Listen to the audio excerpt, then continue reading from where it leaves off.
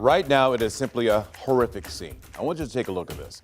Parts of Interstate 55 in Montgomery County, Illinois, are still shut down at this hour after a deadly crash involving more than 70 cars because of basically all that wind and dust moving across the highway. As you can see, it was simply incredibly hard to see yesterday.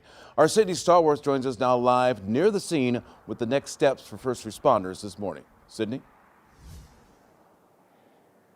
Well, Rennie, that multi-car deadly crash that happened here on I-55 yesterday took the lives of 6 people, and today cleanup efforts are still underway. Now, just behind me, I'm not sure if you can see, but just moments ago, the southbound lanes opened up here on I-55. We see a semi making its way down. There are still crews working on the northbound lanes, so we're not sure just when those will be open as well. But if you could see it, the dust is still kicking up from the road that lingers beyond here. Now, we do know that some emergency response crews that our crew spoke with yesterday say they've never seen anything like what happened yesterday before. I want to give you a look at how things looked. Now, just so you know, this morning, a 17-mile stretch of I-55 just south of Springfield was closed in the early hours, but we do know the southbound lanes have opened. Here's a look at how I-55 looked yesterday around 11 a.m. after the dust started to blow across the road. There were chain reaction crashes in both the north and southbound lanes between mileposts 76 and 78. Now, police say 2 semi-trucks caught fire. Other cars caught fire and several were flipped or crushed in the chaos. Illinois State Police say one of the victims killed has been identified as an 88-year-old woman.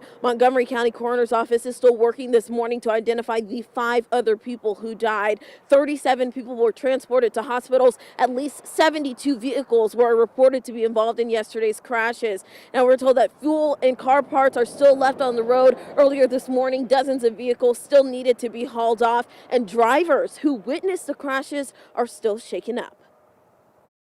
The closer we approached it, the visibility just continually got worse, and then all of a sudden it was just a complete blackout. Several vehicles and even the semis that had jackknifed, by slamming on their brakes or trying to avoid, any accidents.